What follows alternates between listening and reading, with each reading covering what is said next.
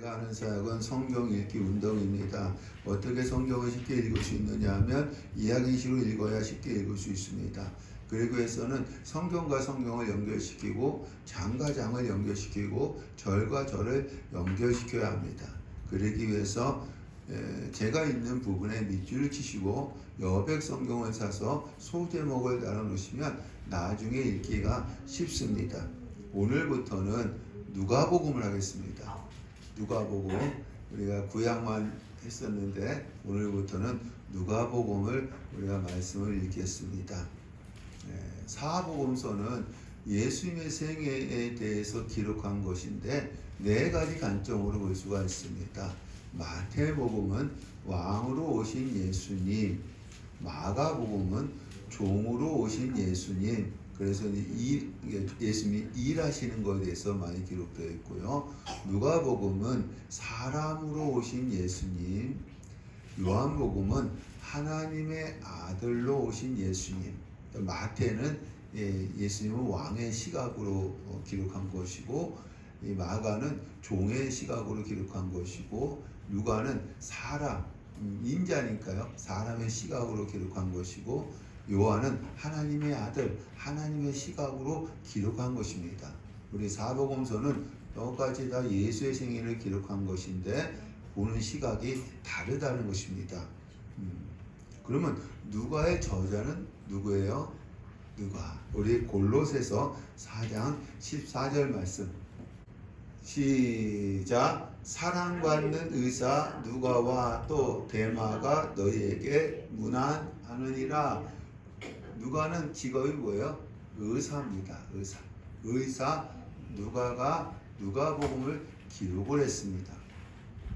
기록 연대는 AD 62년에서 63년입니다. 기록 연대는 AD 62년에서 63년입니다.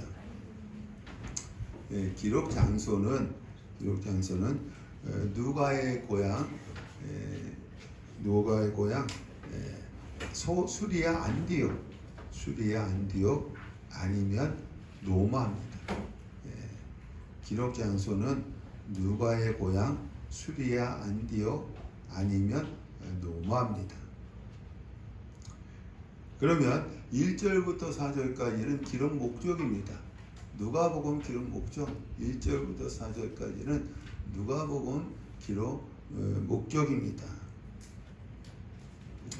우리 2절 말씀을 보겠습니다. 처음부터 목격자와 말씀에 일꾼된 자들은 누구냐면 제자들입니다. 자들이 전하여 준 그대로 내력을 저술하려고 붓을 든 사람이 많은지라. AD 62년에서 63년에 기록되었기 때문에 예수님은 죽었어요. 언제 죽었어요? AD 33년에 죽었습니다. 그리고 제자들도 거의 죽었습니다. 이제 마태복음이 있잖아요. 마태복음은 굉장히 어려운 책입니다. 왜냐하면 100% 구약 성경을 인용했기 때문에 이 시대, 이 누가복음을 쓸 이 시대에는 교회가 핍박받는 시기이기에 이 마태복음은 구약 성경을 아는 유대인들에게는 의론을 주었지만 이방인들은 무슨 내용인지 몰라요. 이 당시에 마태복음이 있었거든요. 복음서로서. 근데 마태복음을 읽어도 이방인들은 무슨 내용인지 몰라요. 왜냐하면 구약 성경을 잘 모르기 때문에. 여러분, 복음은 이방인에게도 위로가 되어줘야 합니다. 할렐루야. 그래서 누가가 이 바울의 제자로서 이방인에게도 복음이 흘러가기를 원했어요. 이방인들에게도. 그럼 누구를 통해서 흘러가기를 원했느냐? 우리 3절 데오빌로 각하에게, 이 데오빌로는 하나님을 사랑하는 자라는 뜻입니다. 이 당시에는 교회가 핍박받는 시기이기 때문에 가명이에요. 가명입니다. 가명. 데오빌로 각하에게 차례대로, 그래서 예수님의 생애를 차례대로 순서대로 기록한 복음서는 마가복음하고 누가복음입니다. 마태복음은 주제별로 기록한 것입니다. 차례대로 순서대로 기록한 것은 마가복음하고 누가복음입니다. 차례대로 써 보내는 것이 좋은 줄 알았노니, 이 누가는 데오빌로 각하, 가명이죠. 데오빌로 각하를 통해서 이방인에게도 복음이 흘러가기를 원해서 누가복음을 썼다는 것입니다.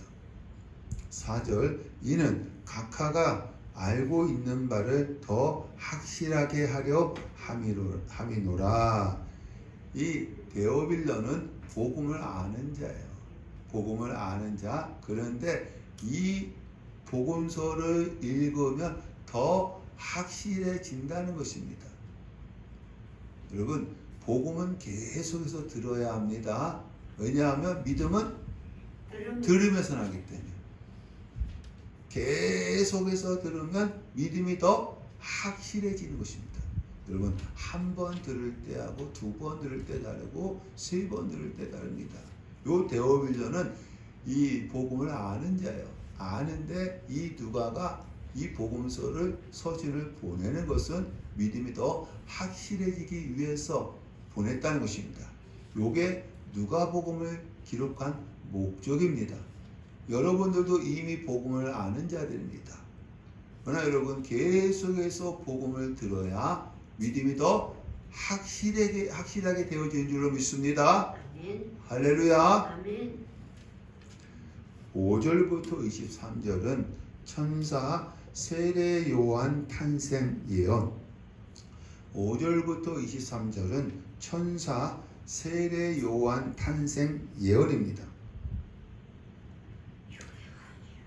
5절, 유대왕 헤롯 때에 아비야 반열에 제사장 한 사람이 있었으니 이름은 사가랴여, 그의 아내는 엘리사벳이라. 여러분, 제사는 누가 드려요? 구약에 제사장만 드려요. 다른 사람이 제사를 드리면 안 됩니다. 그래서 레위기 10장에 아론 제사장의 아들 나답과 아비후가 다른 불로, 하나님이 명하신 불이 아니라 다른 불로 분향하다가 죽었어요. 그래서 아론의 아들은 에르아살과 이다말만 남았습니다. 이 에르아살은 16명의 아들을 낳았고 이다말은 8명의 아들을 낳았습니다. 역대상 24장의 말씀에 보니까요, 다윗 때 이들의 자손들이 너무 많이 생긴 것, 이 제사장의 자손들이 너무 많이 생긴 것입니다. 그래서 에르아살 자손 16, 이다말 자손 8을 합쳐서 24반열 그룹으로 나눈 것입니다. 그래서 24반열 가운데 8번째 반열이 아비야라는 사람이에요. 그 아비야의 자손이 많이 있었는데 그 중에 하나가 누구라고요? 사가랴고, 그의 아내가 누구예요? 엘리사벳이라는 것입니다. 한 반열씩 성전에서 제사를 드릴 때에 1년에 일주일씩, 1년에 한 주간씩, 그러면 24반열이니까는 한 반열이 몇 번씩? 2번씩 성전에서 제사를 드립니다. 순서가 왔을 때 제사를 드리는 거예요. 우리 7절, 엘리사벳이 잉태를 못함으로 그들에게 자식이 없고 두 사람의 나이가 많더라. 8절, 마침 사가랴가 그는 누구냐? 그는 아비야입니다. 아비야 반열의 차례대로 하나님 앞에서 제사장의 직무를 행할세. 예수님 당시에 예루살렘의 제사장이 2만 명 정도 있었다고 합니다. 그러면 한 반열에는 800에서 900명 정도가 되어집니다. 그럼 아비아 반열 때에 누가 분향을 하느냐? 잠언 16장 33절에 뭘 뽑으라 했어요? 제비를 뽑은 거야. 한 반열에 800명에서 900명이니까 다 들어서 제사 드릴 수 없잖아요. 그 중에 한 명만 제사를 드리고 분향하거든요. 제비를 뽑았는데 누가 뽑혔어요? 사가랴가 뽑힌 거예요. 사가랴가 뽑혀서 분향을 한 것입니다. 들어서 9절 제사장의 전례를 따라 제비를 뽑아 주의 성전에 들어가 분향하고, 분향했다는 것은 뭐냐면 기도했다는 거예요. 여러분, 향은 기도를 의미합니다. 이 사가랴가 이스라엘 모든 백성을 대표로 해서 성소에 들어가서 뭐 했어요? 기도했다는 것입니다. 분향했다는 것입니다. 그러면 지금 아들이 없잖아요. 아들이 없으니까 하나님 나에게 아들 주세요. 개인적인 기도한 것이 아니라 이스라엘 백성을 대표로 해서 들어왔으니까 메시아를 보내주셔서 이스라엘을 회복시켜 주세요. 간절히 기도했을 것입니다. 10절 모든 백성은 밖에서 기도하더니, 그러니까 대제사장 하나가 성전 안에 들어가서 기도하면 바깥에 있는 백성들은 거기 같이 기도하는 거예요. 11절 주의 사자가 그에게, 이 사가랴죠, 나타나 향단 우편에 선지라. 주의 사자는 19절의 말씀에 보니까 가브리엘 천사입니다. 주의 사자는 19절에 가브리엘 천사입니다.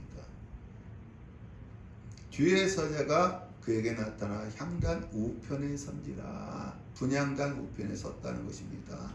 13절 천사가 그에게 이르되 너희 간구함이 들린지라. 어떤 걸 간구했어요? 메시아를 보내셔서 이스라엘 백성을 회복시켜 주옵소서 간절히 기도하는 소리를 하나님께서 들으셨다는 것입니다. 이 안에 엘리사벳이 네게 아들을 낳아주리니 그 이름을 요한이라 하라. 이 사가랴는 아들 달라고 기도하지 않았어요. 근데 하나님이 어떤 응답을 해주세요? 네 아내 엘리사벳이 아들을 낳았는데 그 이름은 무엇이라 하라? 요한이라 하라. 우리 말라기 4장 5절 말씀하십니다. 5절 시작. 보라, 여호와의 크고 두려운 날이 이르기 전에 내가 선지자 엘리야를 너에게 보내리니. 메시아를 보내기 전에 누굴 보낸다고요? 엘리야는 누구냐면 마태복음 17장의 말씀에 보니까는 세례 요한입니다. 그러니까 하나님께서 천사를 통해서 어떤 응답을 해주신 거예요? 네 기도를 들었다. 내가 너가 메시아를 보내달라고 했는데 메시아를 보내기 전에 네 안에 엘리자벳에게 엘리자벳이 잉태해서 누굴 낳게 해주신다? 세례 요한을 낳게 해주신다. 말라기 4장 5절에 엘리야인 세례 요한을 낳게 해줄 것이다 라고 응답을 해 주신 것입니다. 15절 세례 요한은 어떤 사람이 되느냐 하면 모태로부터 성령 충만함을 받아. 여러분, 우리가 임신해서 이 자리에 나와서 예배를 드리죠. 그러면 이 뱃속의 아이는 육은 몰라. 근데 뭔 알아요? 영은 아는 거야. 여러분, 이 세례 요한의 뱃속에서 뭐요? 성령 충만. 모태에서 여기서 성령의 충만함을 받았다 했어요.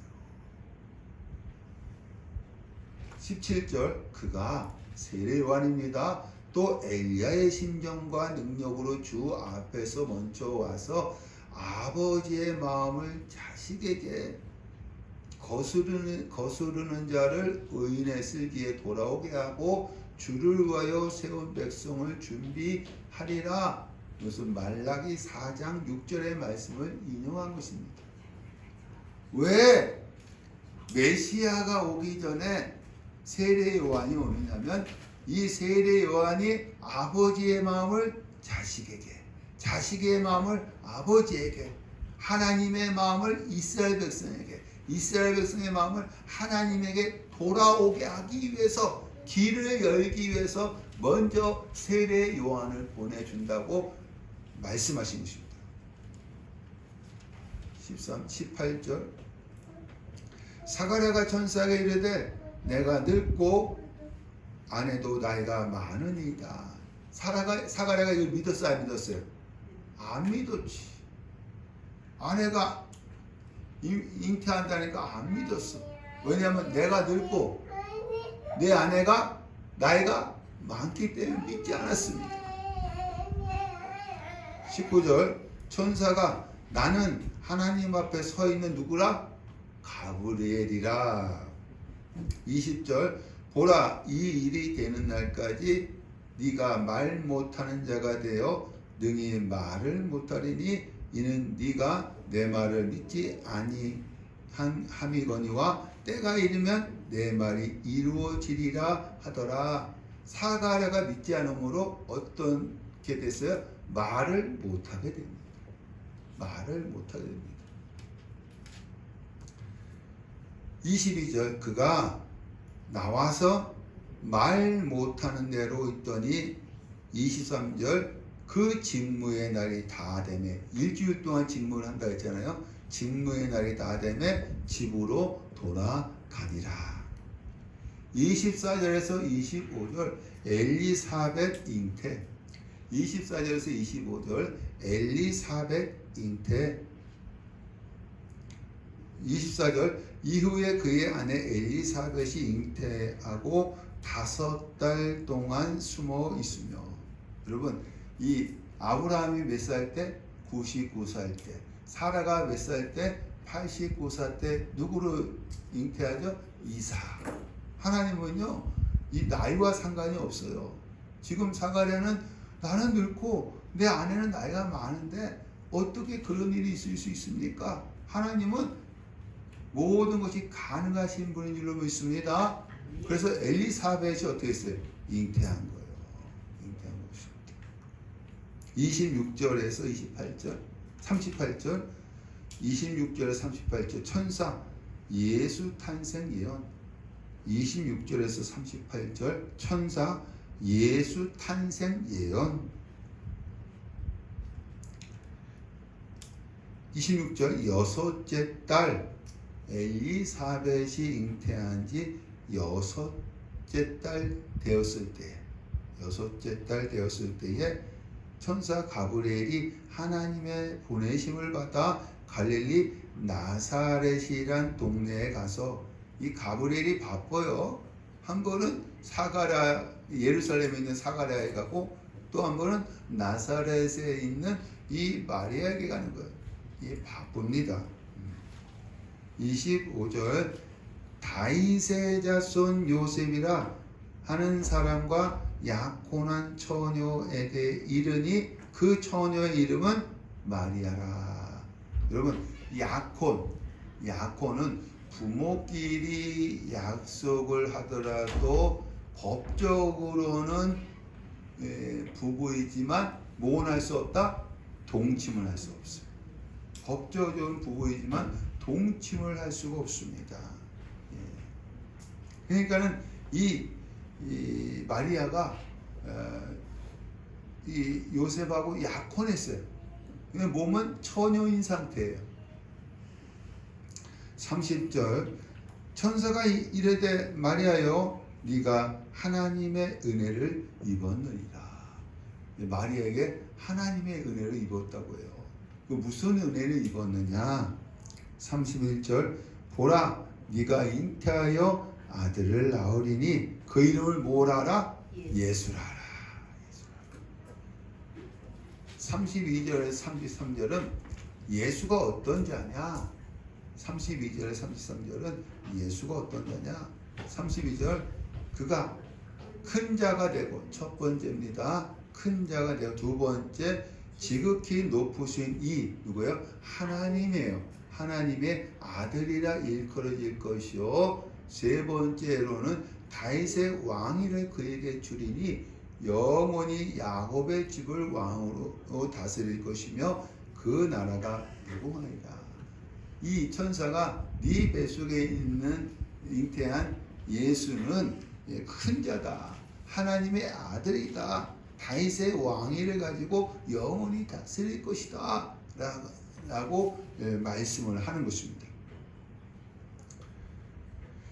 34절 마리아가 천사에게 나는 남자를 알지 못하니 어찌 이 일이 있으리까? 요 알다는 헬라어로 기노스코, 히브리어로 야다, 체험, 경험하다라는 뜻입니다. 알지 못한다는 것은 남자와 동침하지 않았다. 지금 약혼용이기 때문에 동침하지 않았다는 것입니다. 우리 신명기 22장 23절에서 24절 시작. 처녀인 여자가 남자와 약혼한 후에 어떤 남자가 그를 성읍 중에서 만나 동침하면 너희는 그들을 둘 다 성읍 문으로 끌어내고 그들을 돌로 쳐 죽일 것이니 그 처녀는 성 안에서 있으면서도 소리를 지르지 아니하였으며 그 남자는 그 이웃의 아내를 욕구였습니다. 너는 이같이 하여 너희 가운데에서 악을 제할지니라. 처녀가 약혼한 후에 다른 남자와 동침하면 어떻게 한다고요? 돌로 쳐 죽이라고 했어요. 지금 마리아는 죽음이 왔다 갔다 하는 순간이에요. 죽음이 왔다 갔다 하는 순간. 그래서 나는 사내 아이를 알지 못하는데 어떻게 이런 일이 있을 수 있습니까? 라고 한 것입니다. 35절 천사가 성령이 내게 임하시고 지극히 높으신 이의 능력이 너를 덮으시리니. 천사가 뭐라고 하냐면 네가 잉태한 것은 요셉과 동침해서 한 것이 아니라 성령이 네 속에 임해서 임신한 것이라고 말씀을 한 것입니다. 36절 보라 네 친족 엘리사벳도 늙어서 아들을 배었느니라. 보라 임신하지 못한다고 알려진 이가 이미 6째 딸이 되었나니. 37절 대저 하나님의 모든 말씀은 능하지 못하심이 없느니라. 마리아가 이해가 되지 않은 거예요. 자기 이해가 되지 않죠. 여러분 이해가 되겠어요? 이해가 되지 않으니까 천사가 쉽게 설명을 해주는 거예요. 야, 이 엘리사벳이 늙고 원래 잉태하지 못했던 여자였는데 하나님께서 잉태하게 해 주었지 않았느냐? 마찬가지로 네가 처녀라 할지라도 하나님은 할 수 있다는 것입니다. 지금까지 엘리사벳은 임신을 못했어요. 잉태는 못했어요. 자연적으로 할 수가 없는 거야. 근데 누가 해주신 거예요? 하나님께서 해주시는 거예요. 그럼 늙은 여자에도 그렇게 했다고 한다면 처녀인 너에게도 하나님은 할 수가 있다는 것입니다. 이 말을 듣고 이 마리아가 어떤 고백을 하느냐면 38절 마리아가 주의 여종이오니 말씀대로 내게 이루어지이다 하매 천사가 떠나가니라. 여러분 여종은 헬라어로 툴레입니다. 툴레. 주인의 뜻을 거스릴 수 없는 하녀라는 뜻이에요. 그러니까 이 마리아는 돌에 맞아 죽을 각오하고 뭐 한다는 거예요? 순종한다는 거예요. 참 대단하지 않습니까? 갑자기 천사가 나타나서 너는 은혜 받은 자다. 네 속에 예수가 잉태될 것이다. 예수는 큰 자이고 하나님의 아들이고 다윗의 왕위를 이어받고 영원히 이 세상을 다스릴 것이다. 그러니까 이 마리아가 나는 사내 아이를 알지 못해요. 남자와 동침한 적이 없어요. 천사가 뭐라고 하느냐면, 야, 네가 잉태된 것은 요셉과 동침해서 한 것이 아니라 성령이 네 속에 임해서 잉태된 것이다. 이게 마리아가 이해가 되지 않는 거야. 이해가 되지 않으니까는 자기 옆에 친족이 있잖아요. 엘리사벳이 임신했거든요. 본래 임신하지 못했던 여자인데 임신했어요. 하나님이 하신 것이다. 늙은 여자도 하나님께서 하신다고 한다면 처녀인 너에게도 하실 수가 있다라는 말씀입니다. 그러니까 이 마리아가 뭐라고 하냐면, 주의 여종이 오니 말씀이 내게 이루어지이다. 아멘. 돌에 맞을 각오하고 죽을 각오하고 순종하겠다는 것입니다. 할렐루야. 여러분, 이 마리아의 고백이 저와 여러분의 고백이 되기를 간절히 축원합니다. 할렐루야. 39절에서 45절, 39절에서 45절, 마리아 엘리사벳 방문. 마리아 엘리사벳 방문. 이게 천사를 통해서 엘리사벳이 임신했다는 소리를 들으니까 마리아가 어떻게 해요? 이제 방문하는 거예요. 39절, 이때에 천사가 돌아간 뒤에 마리아가 일어나 빨리 산골로 가서 유다 한 동네에 이르니, 산골은 어디예요? 갈릴리 나사렛에서 어디로 간 거예요? 유다의 한 동네에 간 것입니다. 40절에 엘리사벳에게 문안하니 마리아가 내가 성령이 임해서 임신했습니다 라고 먼저 말한 것이 아니라, 단순히 보면은 이스라엘 백성들은, 이스라엘은 뭐래? 샬롬. 이 첫 번째 인사, 샬롬, 문안 인사한 거예요. 이 말을 한 거예요. 자기가 성령으로 임신했다고 말은 하지 않았어요. 샬롬 하고 문안 인사만 했습니다. 그랬더니 41절, 엘리사벳이 마리아가 문안함을 들으며 아이가 복중에 뛰노는지라 엘리사벳이 성령의 충만함을 받아. 이 마리아가 문안 인사할 때 엘리사벳 복중에서 아이가 뛰노는 것을 느낀 거예요. 뛰노는 것을 느낀 거예요. 이것은 여러분 1장 15절에 세례요한이 모태에서 성령 충만함을 받았다 했잖아요. 모태에서 성령 충만함을 받아서 마리아 뱃속에 있는 누구를 환영하는 거예요? 예수를 환영하는 거예요. 여러분, 뱃속에 있는 아이들은 이 예배 시간에 나와서 예배 드리는 것에 대해서 육은 몰라. 어떻게 알아요? 그러나 영은 아는 거예요. 할렐루야. 그러니까 이 마리아가 왔어요. 그러니까 이 엘리사벳이 뱃속에 있는 아이가 막 뛰노라. 갑자기 뛰노라. 이 얘기는 이 뱃속에 있는 세례 요한이 이 마리아 뱃속에 있는 누구를 환영하는 거예요? 예수님을 환영하는 거예요. 또 엘리사벳도 성령 충만을 받아서 42절에서 45절에 고백을 합니다. 42절, 큰 소리로 불러 여자 중에 네가 복이 있으며 네 태중에 아이도 복이 있도다. 여러분, 이 마리아는 지금 임신했다는 거 얘기했어요? 안 했어요? 안 했어요. 천사의 말 듣고 곧장 갔으니까 1개월도 안 됐어. 배가 나왔어요? 안 나왔어요? 안 나왔어요. 엘리사벳이 성령의 충만함을 받아서 뭐라고 하느냐면, 여자 중에 네가 복이 있으며 네 태중에 아이도 복이 있도다. 43절, 내 주의 어머니가 내게 나오니. 이 엘리사벳이 늙었잖아요.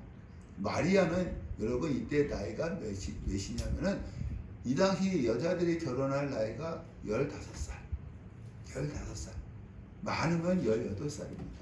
할머니가 이 처녀에게 뭐라고 하냐면, 내 주 어머니가 내게 나오니 네 문안하는 소리가 내게 들릴 때에 아이가 복중에서 뛰놀 기쁨으로 뛰노하도다. 막 이게 느낀 거예요. 이 엘리사벳도. 45절, 주께서 하신 말씀이 반드시 이루어지라고 믿는 그 여자에게는 복이 있도다. 38절에 이 마리아가 이 고백했잖아요. 주의 여정연이 말씀대로 내게 이루어질지어다 라는 고백을 했잖아요. 이 고백을 한 여자는 뭐다? 복이 있도다. 이 소리를 들은 마리아가 46절에서 56절 마리아 찬양입니다. 46절에서 56절 마리아 찬양입니다. 마리아 찬양 46절 마리아가 내 영혼이 주를 찬양하며, 여기 주는 성부 하나님이에요. 주는 성부 하나님. 내 마음이 하나님 내 구주를 기뻐함은, 내 구주는 성자 예수님입니다. 성자 예수님, 성부 하나님, 성자 예수님께 찬양을 하는 것입니다. 왜냐하면 46절에 그의 여종의 비천함을 돌보셨음이니라. 그의 여종의 비천함, 자기는 비천한 자인데 이렇게 큰 은혜를 베풀어 주셨다는 것. 그래서 찬양하는 것입니다. 어떤 은혜 베푸셨느냐? 49절에 능하신 이가 성부 하나님입니다. 하나님이 큰 일은 뭐예요? 성육신 사건입니다. 성육신 사건. 자기 뱃속에 예수가 잉태된 사건, 이를 내게 행하셨으니. 여러분, 이 당시에 처녀가 한두 명 있었겠어요? 또 많이 있었겠어요? 수많은 처녀 가운데 속에서 하나님께서 누구를 택하신 거예요? 마리아 뱃속에 누구를 잉태하게 하신 거예요? 예수. 그러니까 이 마리아가 지금 성령 천사를 통해서 그 말을 듣고 엘리사벳을 통해서 확증받은 다음에 찬양하는 거예요. 누구에게? 성부 하나님께, 성자 예수님께 찬양하는 것입니다. 52절 건세 있는 자를 그 위에 내리치셨으며 비천한 자를 높이셨고 하나님의 공의로운 심판이 마리아 뱃속에 있는 예수를 통해서 실현된다는 것입니다. 55절 우리 조상에게 말씀하신 것 같이. 조상은 누구냐면 아담입니다. 조상은 아담. 말씀은 약속입니다. 이 조상은 아담, 말씀은 약속입니다. 무슨 약속? 창세기 3장 15절 최초의 복음. 여자의 우선 누구예요? 예수가 뱀의 머리를 상하게 할 것이요, 뱀은 누구예요? 사단을 심판하신다는 약속 하신 것 같이 아브라함과 그 자손에게 영원히 하시리로다. 이 말씀을 붙들고 이 마리아가 찬양하는 것입니다.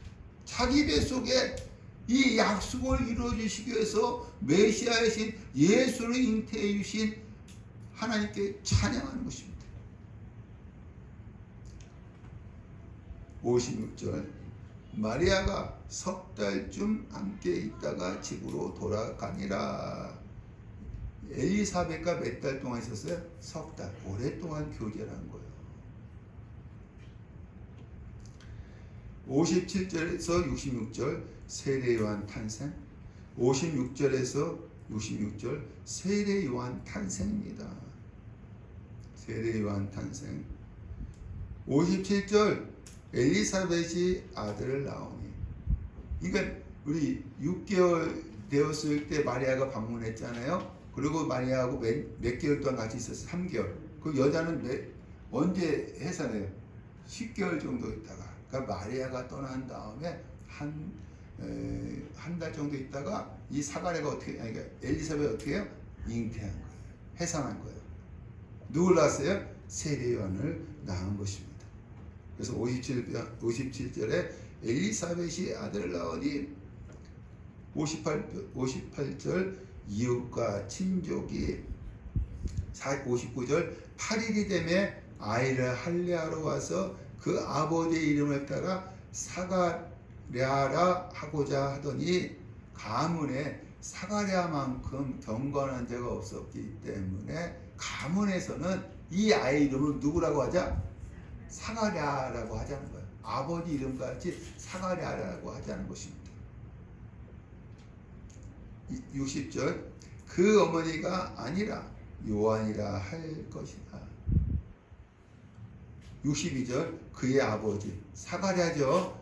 아버지께 몸짓하여 무엇으로 이름을 지으려 하는가 물으니 63절 그가 서판을 달라 하여 그 이름을 무엇이라? 요한이라. 64절 이에 그 입이 곧 열리고 혀가 풀리며 말을 하여 하나님을 찬송하니 사가랴가 믿지 않았기 때문에 말을 못하는 자가 됐어요. 이 말 못하는 저주가 언제 풀리게 됐느냐? 언제 풀리게 됐느냐? 이 자식이 귀한 집이에요. 왜? 늙을 때까지 자식이 없었잖아요. 자식이 귀한 집인데 자식을 감을 위해서 쓰는 것이 아니라 하나님의 사명을 위해서 드릴 때 이 저주가 풀린 거예요. 할렐루야. 여러분 우리들도 하나님께 드릴 때 내 몸과 마음을 하나님께 드릴 때 나를 묶고 있는 저주가 떠나가게 될 줄로 믿습니다. 67절에서 79절 사가랴 예언 찬양. 67절에서 79절 사가랴 예언 찬양. 67절 그 붙일 사가랴가 성령의 충만함을 받아 예언하여 이르되 이제 입이 풀렸으니까 이제 이게 뭐요? 예언하여 이르되 68절 찬송하이로다 그 백성을 돌보사 속량하시며 속량하시는 거예요. 예. 어떻게 속량해 주시느냐 하면은 68절 우리를 위해서 구원의 구원의 뿔은 누구예요? 예수로 속량해 주신다는 것입니다. 그 종 다윗의 집에 일으키셨으니 예수를 어디에서 일으키셨습니까? 다윗의 집에서 일으켰다는 것입니다.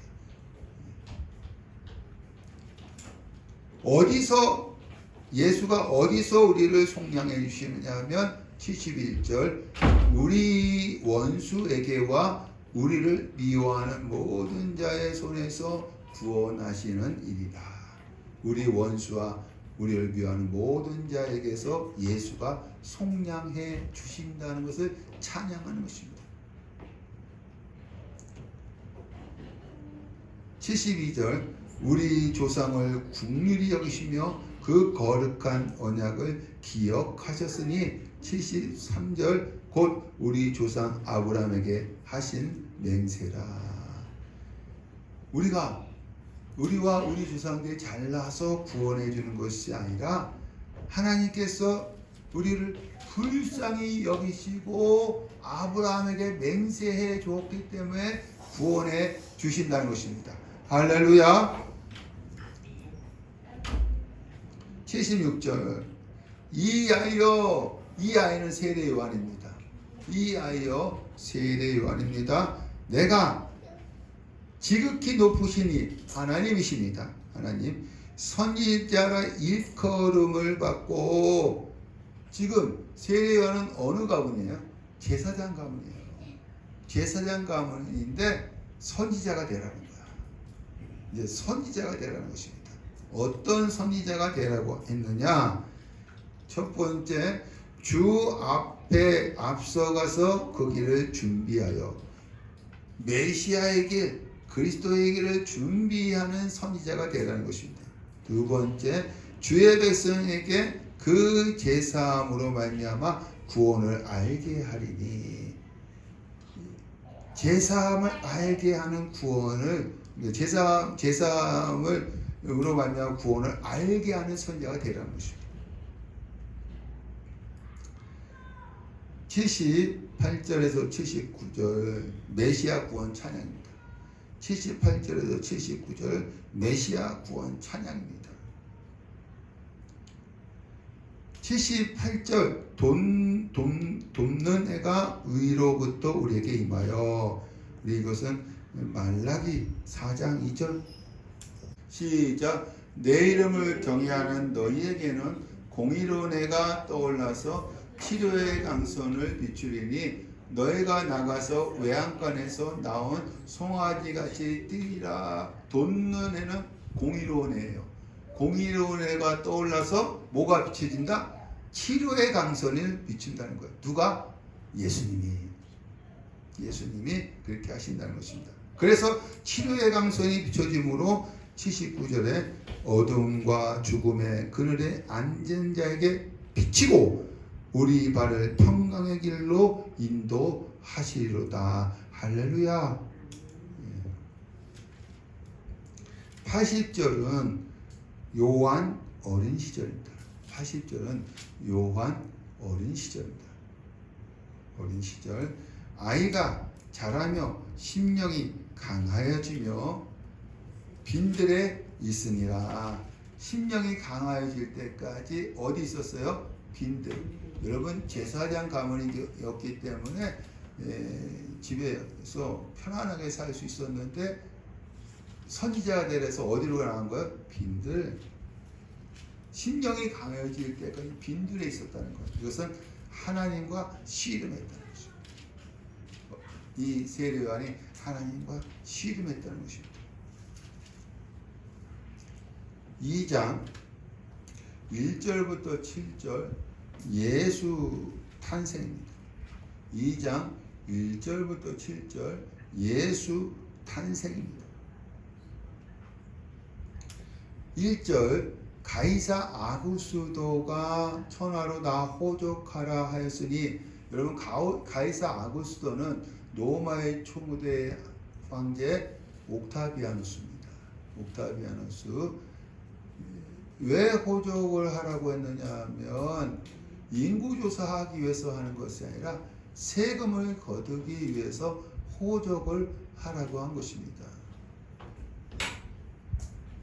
2절 구레뇨가 수리아 총독이 되었을 때에 로마 황제와 수리아 총독을 기록한 것은 예수 탄생은 역사적인 사실이라는 것을 말하는 것입니다.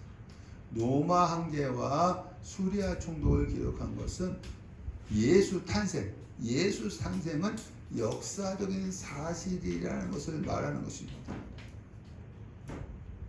4절 요셉도 갈릴리 나사렛 동네에서 유다를 향하여 베들레헴이라 하는 다윗의 동네로.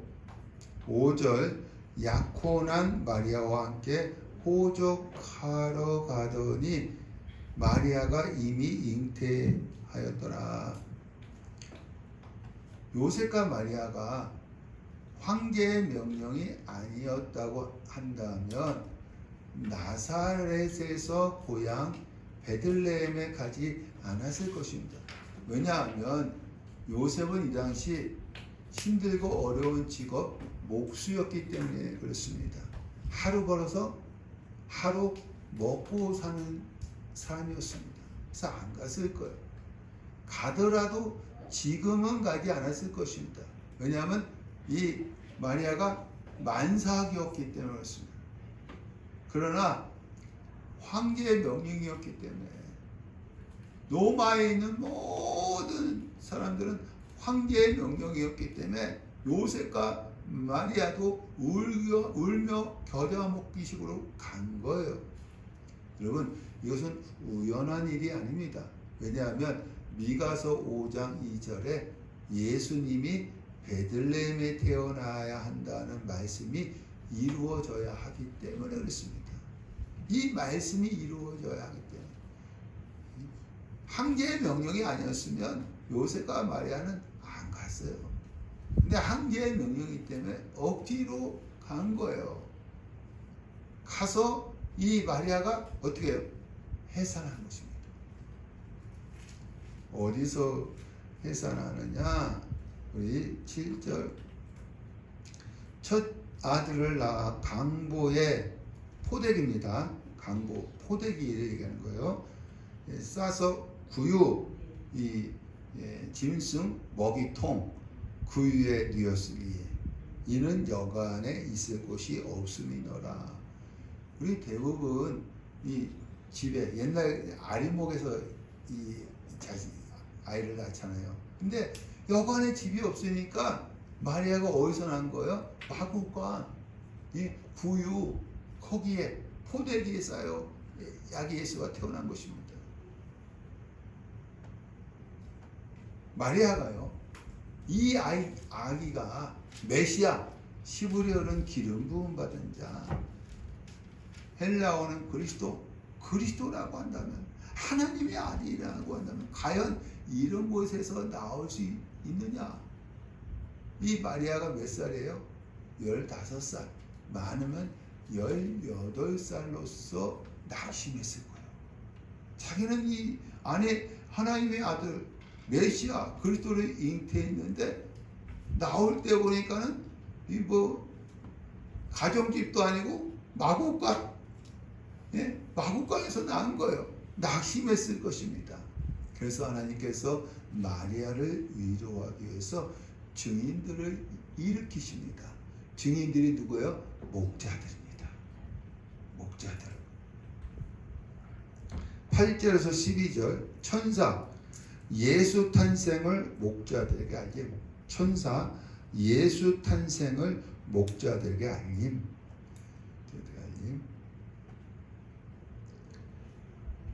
8절 그는 베들레헴입니다. 그는 베들레헴 그 지역의 목자들이 밤에 밖에서 자기 양떼를 지키더니 주의 사자가 곁에 서고 주의 영광이 그들을 두루 비치며 무서워하는지라. 10절 천사 가브리엘 천사죠. 이 가브리엘 천사가 사가랴에게도 가고 또 마리아에게도 가고 목자들에게도 간 것입니다. 천사가 무서워하지 말라. 보라 내가 온 백성에게 미칠 큰 기쁨의 소식을 너희에게 전하노라. 11절 오늘 다윗의 동네는 베들레헴입니다. 다윗의 베들레헴에 너희를 위하여 구주가 나셨으니 곧 그리스도 주시니라. 12절 너희가 가서 강보에 쌓여 구유에 누워 있는 아기를 보리니 이것이 너희에게 표적이니라 하더니, 여러분 베들레헴에서 이 아기가 한두 명 태어났겠어요? 근데 누가 그리스도 메시아인 줄 알겠습니까? 누가 그리스도 메시아인 줄 알겠습니까? 그 표적이 뭐예요? 강보에 쌓여서 어디에 누워 있는 거예요? 구유에 누워 있는 것입니다. 여러분 목자들이 이 메시아 그리스도 아기 예수를 찾기 쉬웠을까요? 어렸을까요? 쉬웠지. 왜냐면 어디만 찾아가면 돼? 마구간만 찾아가면 되잖아. 집집마다 찾아가는 것이 어디? 마구간만 찾아가면, 마구간에서 아이를 낳는 경우는 별로 없잖아요. 마구간만 찾아가면 거기에 구유의 강보에 쌓여있으면 누구다? 예수다. 메시아다. 이게 표적이라는 것입니다. 이것이 마리아에게는 낙심거리였지만 그리스도라는 증거입니다. 할렐루야. 13절에서 14절 천사들 찬양.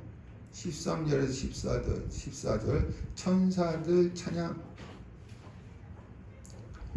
13절 수많은 천군이 그 천사들과 함께 하나님을 찬양하여 지극히 높은 곳에서는 하나님께 영광이요 땅에서는 하나님이 기뻐하시는 사람들 중에 평안롭다 하니라.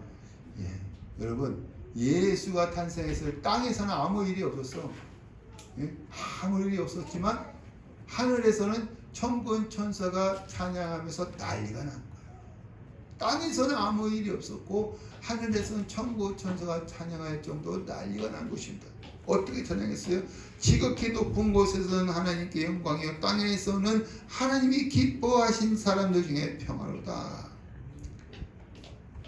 15절에서 20절 15절에서 20절 목자들 아기 예수 방문 15절에서 20절 목자들 아기 예수 방문 15절 천사들이 떠나 하늘로 올라가니 목자가 서로 말하되 이제 베들레헴으로 가서 주께서 우리에게 알리신 바 이 이루어진 일을 보자 하고 12절 빨리 가서 마리아와 요셉과 그의 누인 아기를 찾아서 빨리 가서 어떻게 했어요? 찾았어요. 쉽게 찾았다는 것입니다.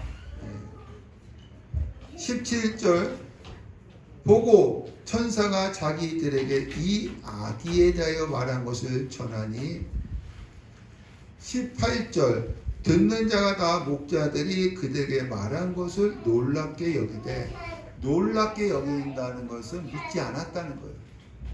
놀랍게 여긴다는 것은 믿지 않았다는 것입니다. 19절 마리아는 이 모든 말을 마음에 새기어 생각하니라. 마리아는 믿었다는 거예요. 사람들은 믿지 않았지만 마리아는 목자들의 말을 믿었다는 것입니다. 20절 목자들은 듣고 본 그 모든 것을 인하여 하나님께 영광을 돌리고 찬송하며 돌아가니라. 목자들은 예수 탄생을 듣고 직접 가서 보고 전하여줌으로 복 있는 자가 된 것입니다. 여러분 마리아는요 처녀였어요. 근데 자기 애 안에 누가 잉태했다? 예수가 잉태했다고 천사가 전하여 줬습니다. 믿지 않았어요. 그러나 천사가 네 친족 엘리사벳 늙었지만 잉태하지 않았느냐?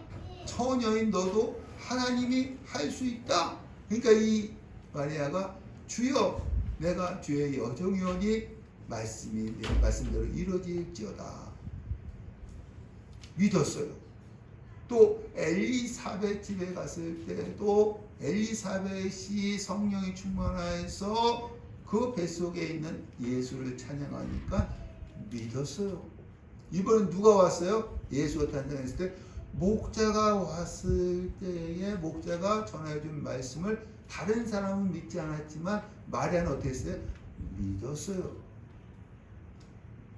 여러분 우리 1장에 말씀하니까 데오빌로는 이미 복음을 받은 자예요.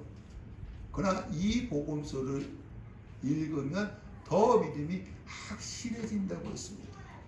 지금 마리아의 믿음을 더 확실하게 하기 위해서 하나님께서는 천사를 보내시고 엘리사벳을 만나게 해주시고 목자를 보내주시는 거예요. 그래서 마리아의 믿음이 더 확실해져 가는 것을 볼 수가 있습니다. 마찬가지로 여러분들은 이미 복음을 받은 자들입니다. 근데 주일날마다 나와서 말씀을 듣는 것은 이 복음이 더 확실해지기 위해서인 줄로 믿습니다. 믿음으로 나아가시길 간절히 축원합니다. 그래서 계속해서 말씀을 듣는 자들이 되기를 축원합니다. 네, 오늘 여기까지 말씀하겠습니다.